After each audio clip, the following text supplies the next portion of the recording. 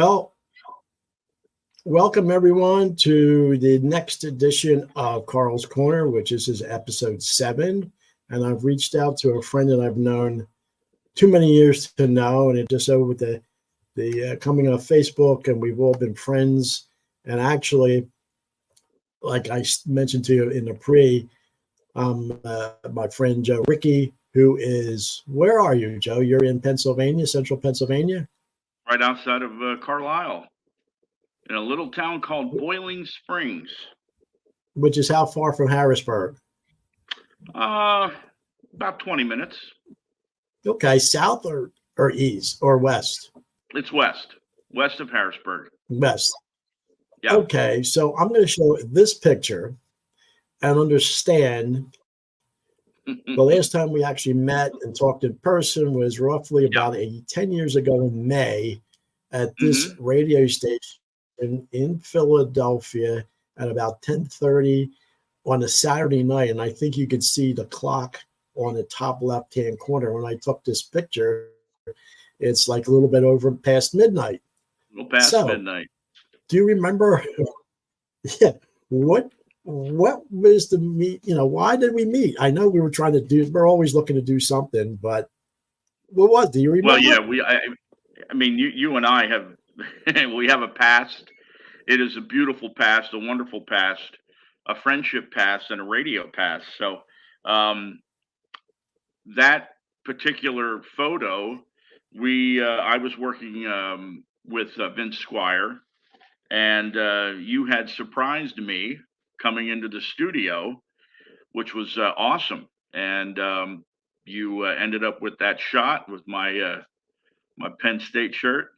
And it's not like we've been away for 10 years. We've been in communication. We do that quite a bit on Facebook, but visually, we haven't seen each other in a while. I'm just going to say that our friendship and getting to know each other goes back to the good old Atlantic City days when I was living there from 96 to 2002. And I got the privilege of meeting some fascinating people that were on the radio and that crazy TV 53 station that was like really almost like a public access channel. But it just so happens it was on cable systems that reached almost up into the Philadelphia area. So starting with Johnny Patillo, which I interviewed about a month ago, who is a performer from way back in the Danny and the Junior days and really good friend with Tony Orlando.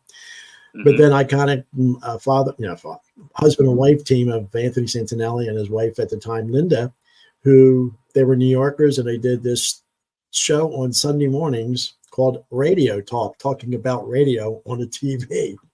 But most likely he was always talking about Philadelphia radio. New York radio. But he brought in local people, like I had David Allen Pratt from Cool 98.3 a little, about a month or two ago. And now, were you on that show also too, Joe? I was. There were quite a few friends, and I remember Johnny Patillo and Tony and Linda were from the Wall Street area in working, but radio-wise, he knew Lou Jack and he knew Don Kay and he knew the mayor, and it was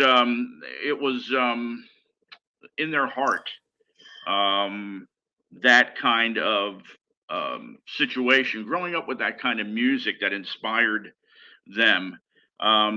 They were the kind of people who, they loved Red Skelton,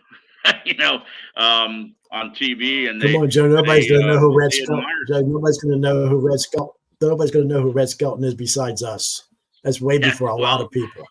Catch up, So, introduce who this man is. Introduce who this man is. Yeah, Don K. Reed. God bless him.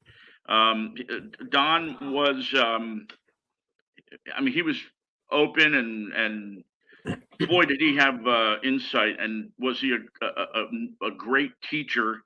He brought things that he wanted you to remember, and he instilled in you. In the short time that I was able to meet him through Tony and Linda, That was probably one of the more exciting times. Meeting the mayor and others up in New York was also fascinating because you know the names, but when you see the faces, it hits you like Well, Don and I hadn't met until I met Bill Kane, and then you meet that icon, and so it is it's very powerful, very powerful. well, for people who are seeing here locally in California, maybe other parts of the country, excuse me, whoever going to watch this, Don K. Reed was part of the. It was an oldie station in near WCBS that once WCBS, yeah. actually went back to talk, took over the music on the FM dial in the New York area, but it really focused in back then. Still, they were playing 50s and 60s music, and then at any of the special events and concert, Don K would also be the MC for a lot of these, and then Anthony befriended a lot of those DJs, and he would tell us he would take the bus because he didn't drive. He would take the bus up in New York, stay overnight because Don's wasn't he like 10 to 3 in the morning or something like that. His shift, Yeah. it was like an overnight.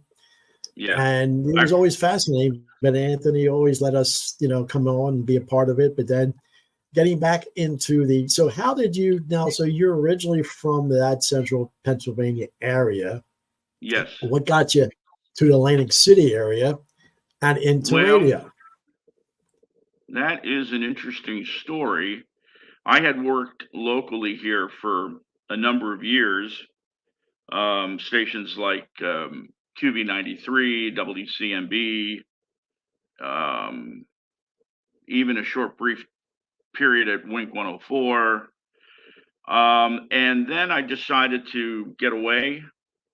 So I went down to Jersey. And when I got down to Jersey, the first job I had was at the Sands overnights as a front people desk. that don't know, because remember, Joe, we're talking about people all over the country. So the Sands was one of the smallest casinos in Atlantic City at that time. Yeah, but it was Sinatra's hangout. True. And I never did get to see him. Yes. I used to go into Atlantic City, and every time I would go in on the back of a bus, I would see a billboard for Light Rock. And that billboard just kept hitting me, and I needed to get back into the business. So I went in with a resume. I didn't have a tape with me, but I went in with a resume. And Tom Reagan wanted to hire me in sales. It took a little while for the general manager, Dick Taylor, to come around and say yes, but he eventually did. Tom Reagan, what a character.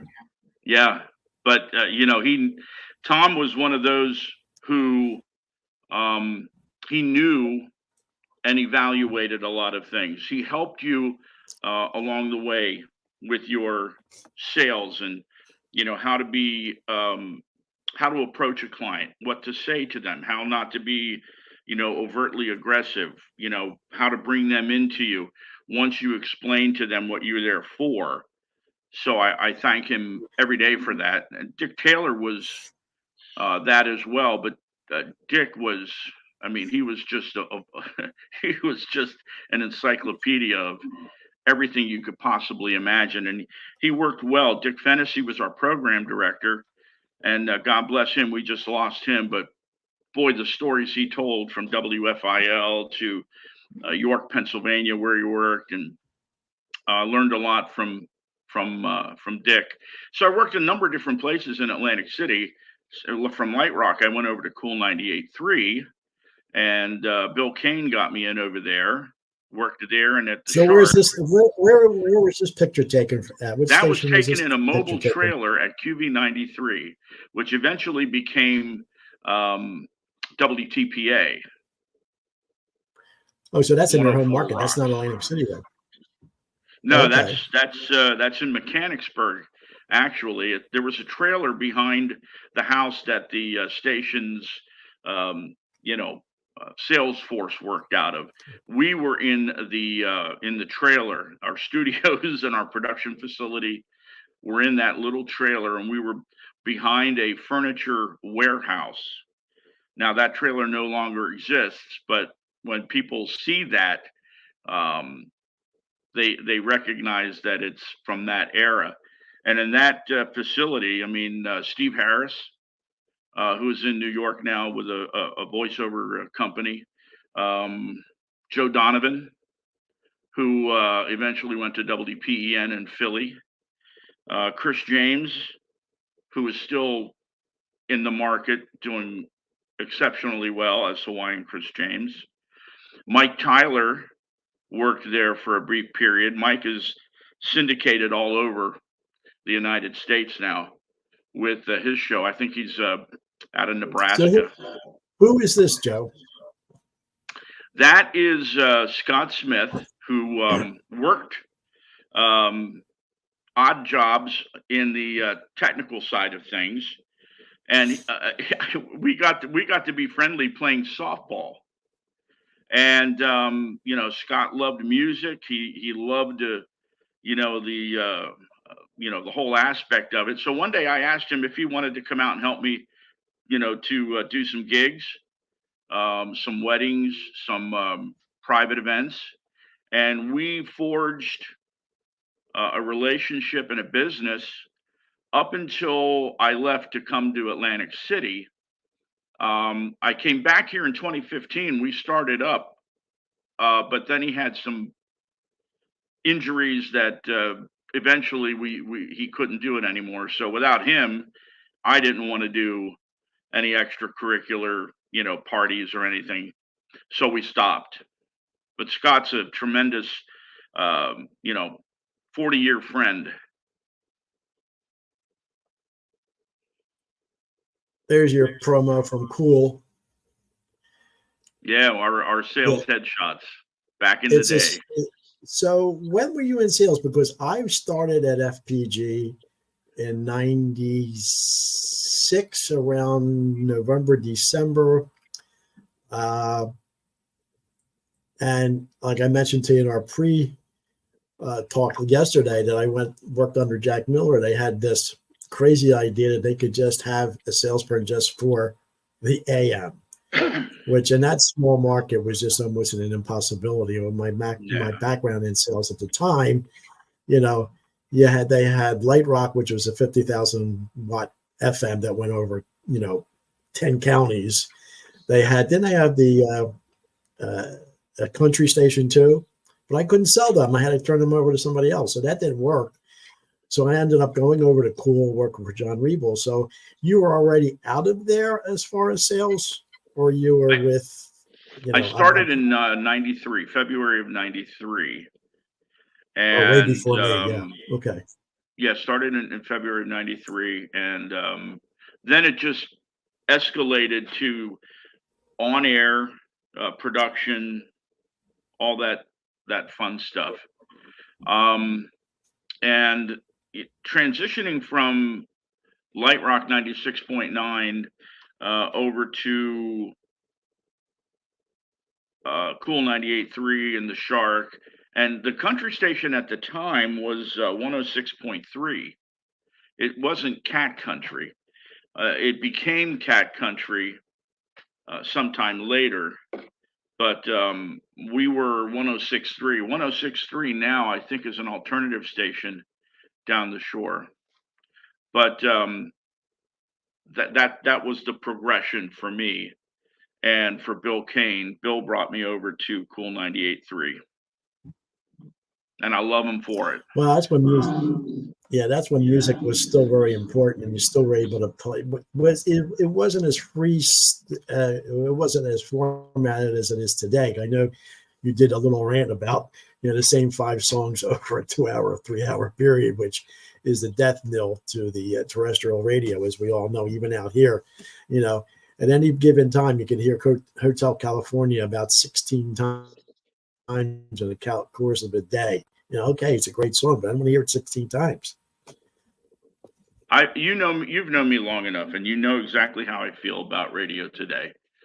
And there are a few radio stations out there you're very shy. You're very shy about it, Joe.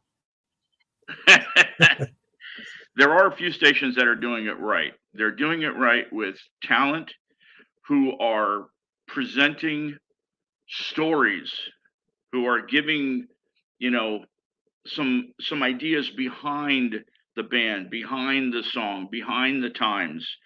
They're entertaining people. People are listening because of what the talent is doing. In this area, Carl, there's a station called WPDC. They have no air talent, but they play fantastic music, and they incorporate the 50s, 60s, 70s, um, but without talent to tell somebody, hey, this, was the Moon Glows, or here's the Duprees, or to tell a story behind. Um, there's a commercial out right now. This young kid walking through a department store looking for something for Santa, and in the background you hear, "Hey, Santa Claus." Well, that song is by the Moon Glows, but there's people out there who probably don't have no clue that one of the great doo-wop bands from the 50s is behind that song. Those are the kind of things that frustrate me, because there's more to just making a dollar. And it seems to me that you know, the idea now is that, well, we just got to make to pay the board. We got to make, and I get frustrated. I don't listen to radio anymore. I tried listening to other avenues, but it just, I play my own music here. Well, like we mentioned yesterday, I think now with the advent of this technology, and I have to apologize to some people who might be watching, we're getting a little glitch because maybe on my internet, maybe Joe's internet, because I know it's Monday morning for me. Millions of people are using this, so but we're still pretty good. Yeah. But even though with this technology that we can expand into this format and talk about for 45 minutes with the Moonglows about who they were, all that, bring Johnny Patillo back on, talk about the good old days of doo-wop. Oh boy, there's a guy for you. I think it opened up your eyes a little bit. Isn't Joe, it that we can, frustrating? Actually, in one sense, yes, but look at technology. They saw television. Nobody would listen to radio anymore when television came on. That adapted, but now traditional, we call it terrestrial radio. Now, look, I love XM because there's no commercials and they have like 300 channels. And if you want to listen to a specific genre, you could just put on that station and it's there. Yes, it does repeat, but you have what, 50 other channels that have other things that are close to it. And every once in a while, you'll hear something that you haven't heard from in a while. But this format, our age, with your experience, my experience, Joe, I think 2024, we could have like a weekly show and you could say, Carl, we want to talk about this group. Then we could go into start saying, because there's a lot of reactionary videos that are on YouTube that are getting hundreds of millions of views from young kids in their 30s about, wow, listen to this group and listen to that group. And because younger kids are understanding the music from back then, even though crazy, the society was nuts, the music was phenomenal. It was always about love and this and that and harmony, not about the insanity of today. So I think maybe this opens up your eyes a little bit, Joe, that we have a new format. Even though you're 2,200 miles away in 3 time zones, we could do this within an instant and have anything we want without going into a really stupid and paying time or trying to get advertising for it. I have a friend of mine who's trying to do that in New Jersey. He started a radio station on Facebook.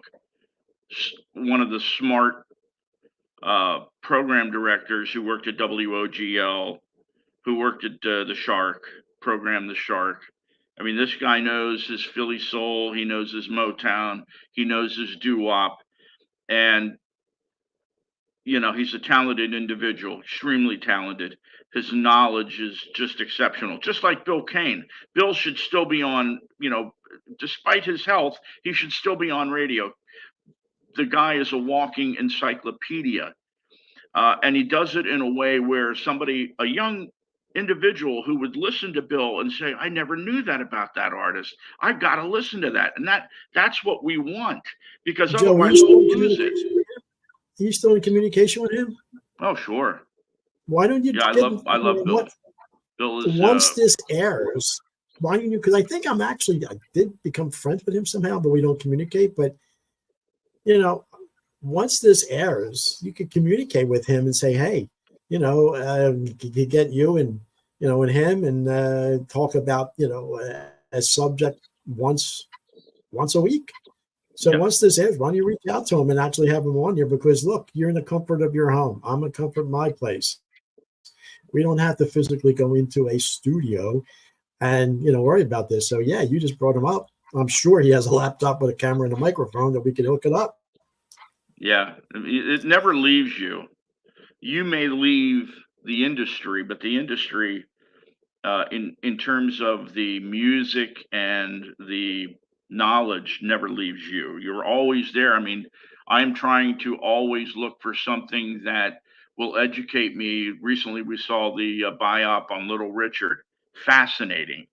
Um, we, watched the other day. We had a Neil Diamond PBS special that I wanted to see. Things like that. I'm always curious. I'm always interested. If there's something I don't know, I'll look it up and I'll learn, and I'll try to find stories that I've not heard before. And that's the man right there.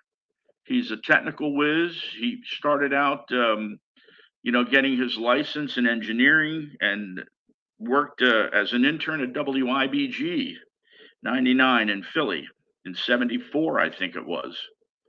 And just a long standing background. Um, Great guy right there. So he knew Joe Niagara, he knew High Lit, he knew all those famous the Rockenberg, all of those from Yeah, he knew High Lit. He because knew they were in Sam. competition with them. He knew. Well, He had a relationship when Sam tried to promote his father's. Um, um, he developed a High Lit uh, where you could go on and listen to High Lit's voice and his music.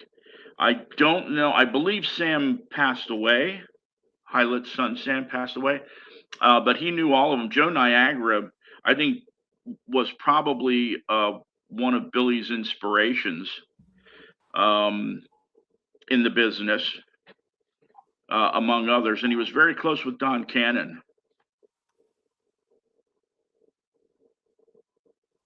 Well, Don Cannon, I remember Anthony and Linda doing some promotion when he used to go up to resorts. I have a picture of them up there. So, yeah, and I'm just going through Bill Kane's Facebook page, and because I think him personally. I think we've only met once or twice, but I think invaluable of his experience and everything else that we had there. He would. So that's your I'll homework pass it assignment. along to him. I'll But pass it along to him. Yeah.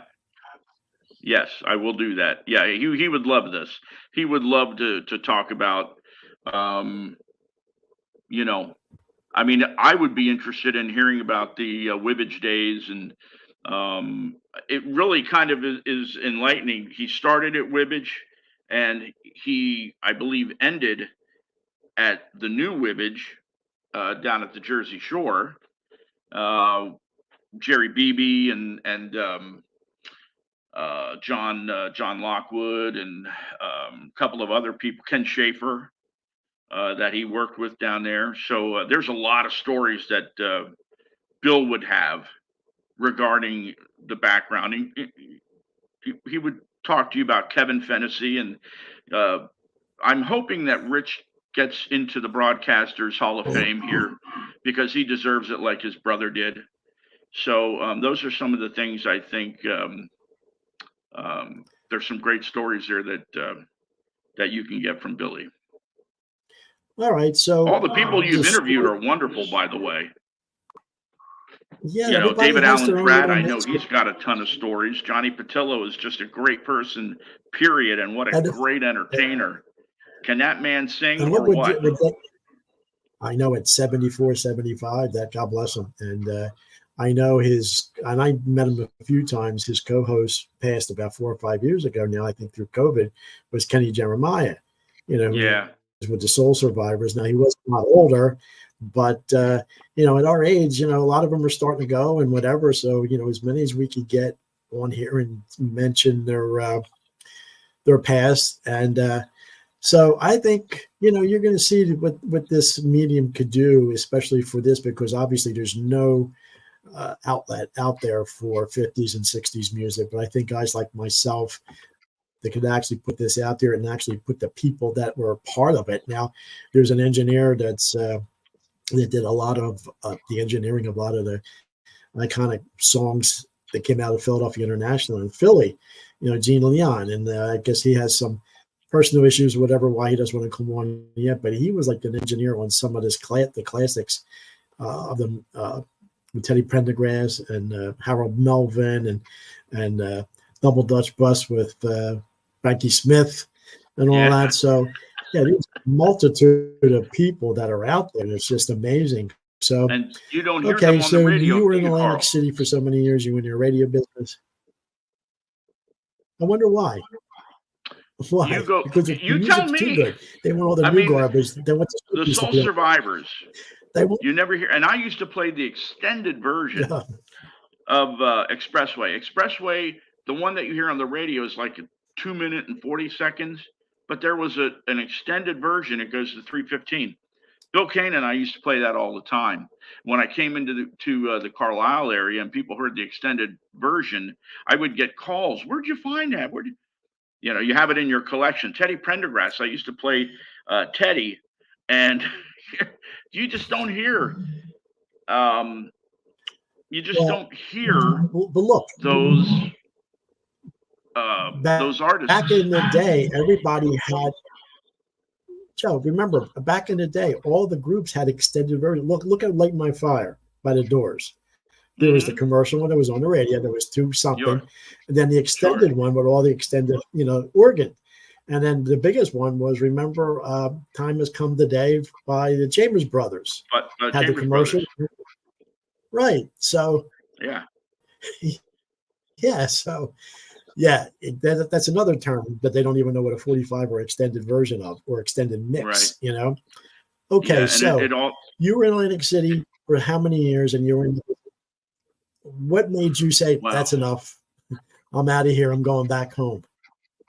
If I may ask. Wow, I was in Atlantic City in.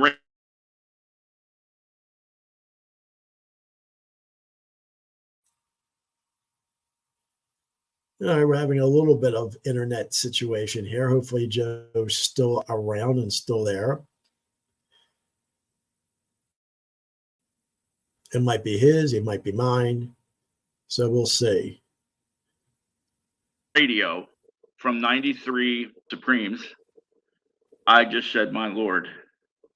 Now there are some great, the Wibbage station down in Ocean City is doing wonderful.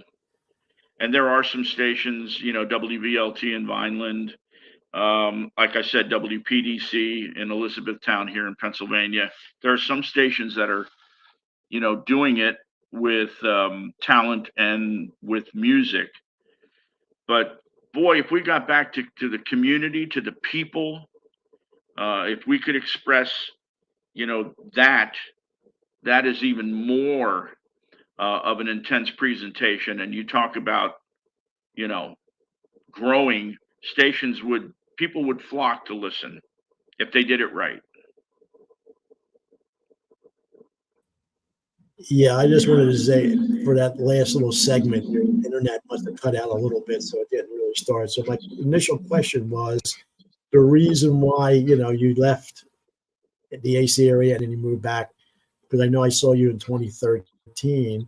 You were still in that area. So what got you back to your hometown? Actually, Scott, whom you showed a little while ago, knew that I was disgruntled and frustrated. and he said, "Listen, come back and we'll do our thing again." So I was like, "Heck yeah, that." And That's Scott. that's Scott. Okay. So I came back in 2015, and then Who is this? that is Ed Ark. Ed is one of the best local commentators in sports in this area that you would, when you hear him present. We used to do high school football. Specifically, we would do Cumberland Valley High School football together. We did it for a couple years together, and I was his color man. And it was wow. It was, and we always prepped. We always knew the teams that we were going up against, and it was just how smooth this guy was. He should be national. Ed should be national, but he's a professor at Messiah College locally here. And I think he loves and enjoys that, but he also loves and enjoys doing what he does behind the scenes with the sports program. And I'm hoping he continues to do that. He's tremendous. Well, look, we don't always have to talk about radio or music. We could talk about sports too, because you're a sports person. I'm a sports person. You know, I invested in the Red Zone and watching Red Zone yesterday, and wondering, and I'm happy that Buffalo annihilated Dallas yesterday for our hatred of Dallas. So It's interesting, isn't we it? could talk about sports too. So that's as many. Yes. Look, In the this first ones house, I did with my cousin. oh, Go ahead. go ahead. Well, I'm just saying, in this house, No, I was just saying before um, I came. Before I came up with Carl's Corner, I came up with my cousin Vince. We call Talking with Cuz, and he's the brother from another mother. But we're the ones we had Flyer season tickets, and we started it with when Bobby Clark scored the overtime goal in Boston to be up 1-1 and to go back to Philly and win the cup, because we have season tickets and all that. So, yeah. where sports came, sports was our God back then with tickets. But get this, Joe, my season ticket per game was $7 a ticket. Oh, wow. Guess how much it went up? Stanley Cup playoffs and the final in 74. Guess how much the ticket was for the finals? And I still have it to show people. This is 74 now, remember. 74. That would be Bobby Clark's. I would say 18. Now, remember, my regular season, my ticket per game, I was in the second level of the spectrum, section 34, row 9, seat 1. It went up $1.50 for Stanley Cup finals. So now you can't even park. You can't even buy a beer or anything. The last time I went to an event down there before I moved out here for an Eagles game, parking was $40. You mean to tell me the asphalt, is worth that much? But I'm Wow. glad, my days back in sports was affordable. And actually, we had a family member that, worked in the parking lots by the Spectrum and the old vet. Now, they were only charging $2 to park. But, hey, bring a date, how nice. And he would move the cone over before you park for free right up front. So there's other things we could talk about too, Joe. So go ahead.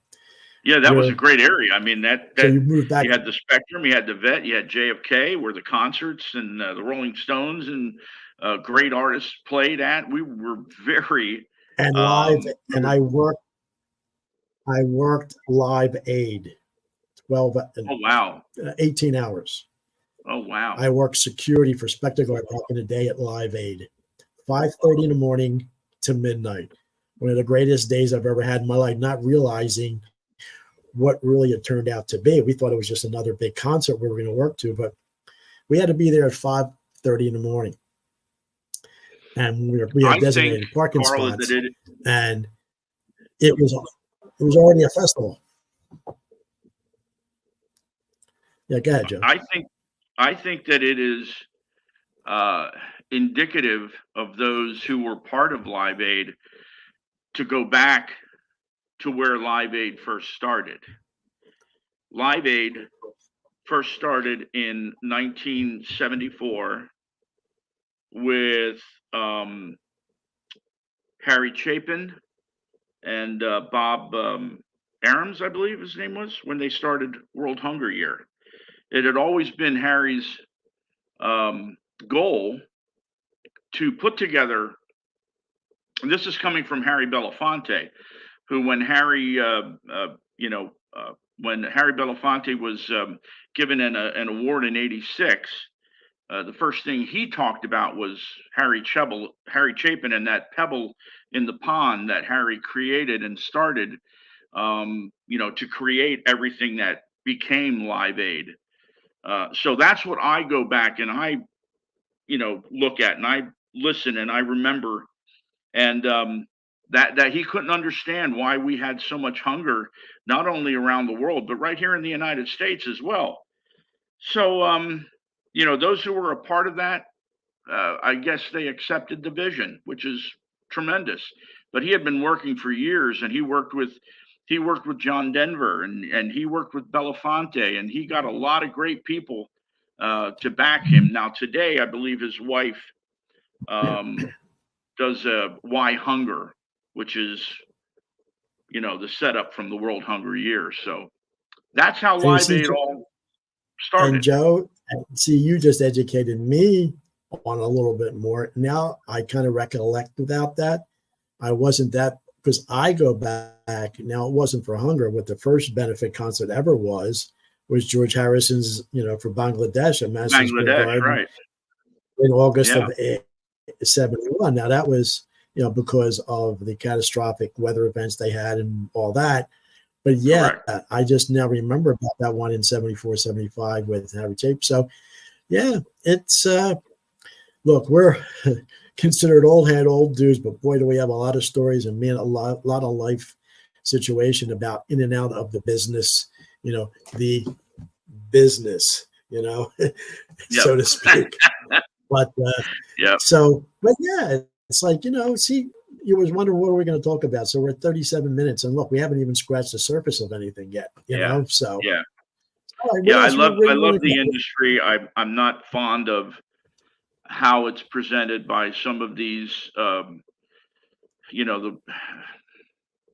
the entities that own multiple radio stations, and it's for profit. It's not for it should be where you can, make a decent, but they threw everything away. We're just going to make money and we're going to throw everything else away. There's so much talent out there. Um,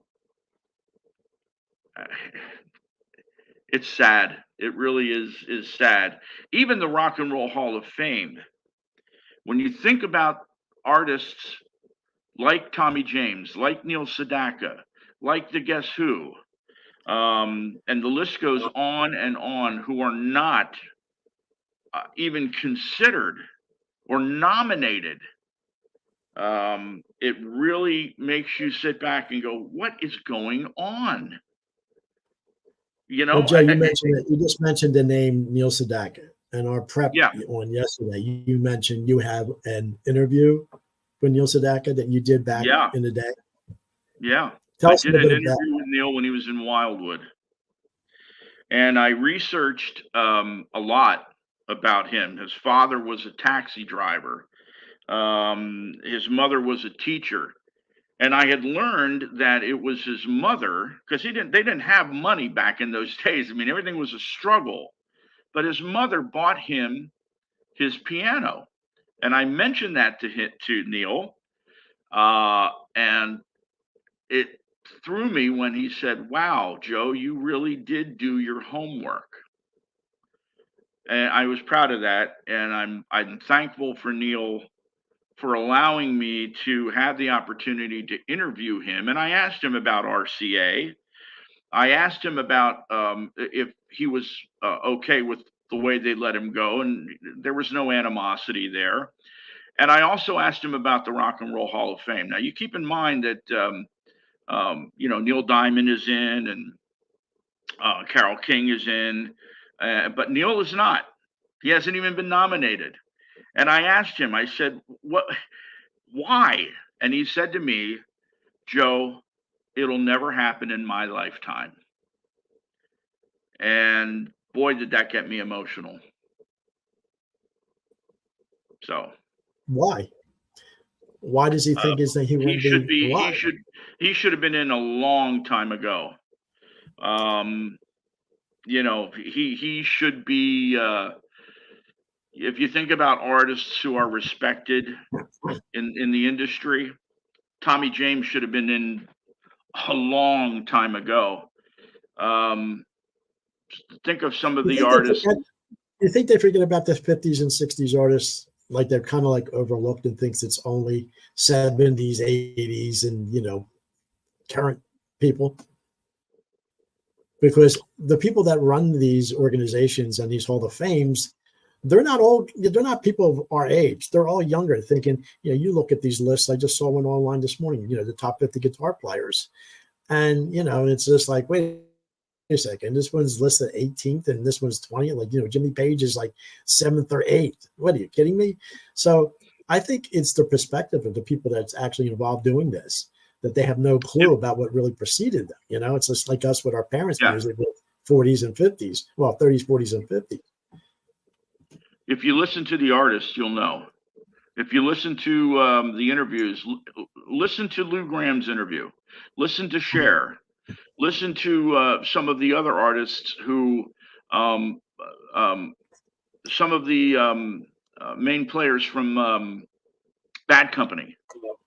Um, it really is. I don't know how it's set up, and I don't know the voting system. None of us do, but something's wrong.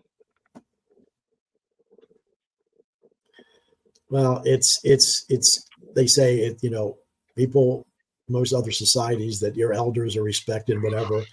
But I think now we're in a throwaway society. Now we reach a certain age because look, you're a media guy.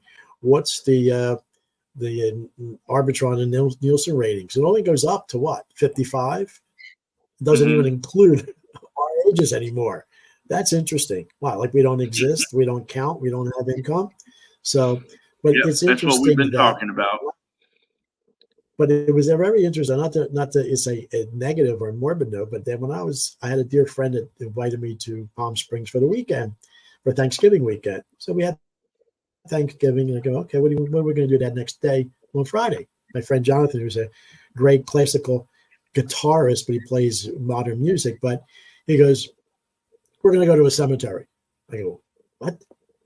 Cemetery? And you'll see it on my Facebook page. We went to go see Frank Sinatra's nondescript cemetery. I would think a guy like Sinatra would have a mausoleum, whatever. Nope. And it's right there, and I have pictures of it online. It's a flat And headstone. people were there. Okay. Yes. And I said, oh, yeah. And you talked about Cher, and about 15 rows north was Sonny Bono. Hmm. So it's amazing. So I think we have to do our due diligence. And I think with your background, I was more in marketing and sales. For some reason, I just didn't have the confidence to go to a small station back in the day and be a DJ and go on the air. I didn't have the confidence then. Maybe I have a lot better now, but your background, uh, Bill Kane. So I think this is our last hurrah to bring back that, because we put this out there between YouTube and Facebook. We're going to end up getting our own little uh, groups of people that are going to want to be, I think it's a necessity. guests, and also Um, everything. yeah, I think it's a necessity. I mean, You're good. Go ahead, Joe. the the industry that we live in today, the music that's being produced today, um, you either like it or you know you you you, you shy away from it. More and more people, if you ask what music they listen to, they'll tell you. They listen to the '60s and '70s. I love listening to um, every from Elvis to Jerry Vale. Um, I was brought up on the kind of music that Nobody plays anymore. There's no big band music anywhere. You can't hear Glenn Miller anywhere. Um, you can't hear Perry Como or or Terry horns. Vale, or you don't hear them. Well, you saw, I always, when Chicago first came out, blood, sweat, and tears, the horn bands blew me away. That's Hmm. always had, what got me with my youth and my teens. Seeing Chicago, I was 16, 17 years old at the Steel Pier in Atlantic City, and hearing them live. Oh my Oh, sure, God. absolutely. And it The just, whole band, and, the whole band and with Terry Cass and yes. Cetera and all of them. If you didn't have the experience, forget about it. And Panko, the trombone player. So before I moved out here, they were traveling with another band, and they were at the center over there in Camden. And man, those guys were in their 70s. They were still tearing it up. Now, obviously, Terry Kath, tragic. A little had too many cocktails and had that gun and didn't think it was loaded. But he was ahead of his time too. And would you believe he wasn't even listed on that guitar? 50th top 10 guitar players. He wasn't even listed. So, Jimi Hendrix but anyway, said uh, that Terry Kath was a better guitar player than he was. Jimi Hendrix exactly. said this about Terry Yes. Kath. Yes. That's Talk about being humble. oh, man. Jimmy, those guys were so humble back then too. They always thought that the Beatles hated the Stones hated the Beatles. No, they were best buds. You look at, the iconic "All You Need Is Love" video that was the first simulcast radio satellite back in '67. Who's sitting there chanting? Mick Jagger. They were all buds back in the day. Yeah, they Yeah, broke balls. they were just They competing. guys, but look. Yes, in a good way. Not that they hated each other. There was this, or like, back in the 90s, like, the East Coast rap and, they hurt each other. But no, they were all, so, hey, Joe, I think we didn't even scratch the surface today. But I No, we think your I think your schoolwork or your homework assignment for the next show is to pick a topic, pick something that we could do. If we would like to do this maybe a once a week basis, I know that this is Christmas week and next week is crazy, but maybe we'll, get together after the first of the year and pick a subject and reach out to Bill and give him, what we've done and how we'd be able to do this. sure. What do you Yeah, think? the schedule's a little rough with what I do now, but we'll make time. Yeah, me too. But me too. I'm on my way out to do some cars, but it's still only 10 o'clock in the Save morning me here, one. Save me so one. no, they're too expensive, buddy. The car business is insane out here now. And between me and you, Yeah. they're flooding all the EVs. Ooh. Nobody's buying them, and you just saw that the electric vehicles, Oh, yeah. they're Yeah. all sitting there. And Ford and actually Chevy just happened to announce very slowly, they're stopping to the EV production. They're shutting the plants down. They're not making the Chevy Bolt anymore. But that's another that's another topic for another day. But we won't get into that now. So, but Joe, what do we got almost 50 minutes? Maybe some closing remarks, maybe some thoughts, maybe lead into our next time we get together. You let me know. You tell me. Well, radio is always going to be um, my passion. Even though I'm not in the industry, I still, Joel Whitburn, I still go in the book. Um, I still enjoy what can be, which really keeps me going. I thank the good Lord for not closing any of my dreams. Um, you know, I still think that it can be an industry that people can respect again, musically and community wise, so on and so forth. Talent out there is, they're just waiting. Um, I have a friend of mine who I know would love to do a Sunday show on the Beatles every week, but we'll see. We'll see how things go. Well, I would love to do that one too, because Breakfast with the Beatles, I grew up with that, and I hate to use a Right. religious aspect. Most people go to church on Sundays. I just listen to the Beatles on a Sunday. That's my, so yes, I would love to be a part of that, because I know Andre Gardner and 1029 did that for many years and they took them off. But there's one here in California that they have that's been the longest running one. So that would always be, on the top of my list too, Yep. a Beatles show. So, Joe, anything else? Because now people who are seeing this, because we are taping this, we're going to probably air this sometime tomorrow on Tuesday, different time zones. But as you see down below, I'm going to put this up there. Please like and subscribe to the channel on YouTube or wherever end up you're watching it on. If you're watching on Facebook, subscribe to my YouTube channel. Any comments you have, because we would probably, we're not live, but we would answer comments after the fact.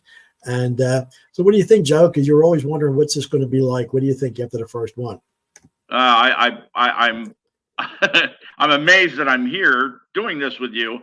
I would tell those who are there to subscribe, do that, because this is an opportunity for you to see how folks in the industry made it what it was, and maybe even those who might want to make it what it could be. Um,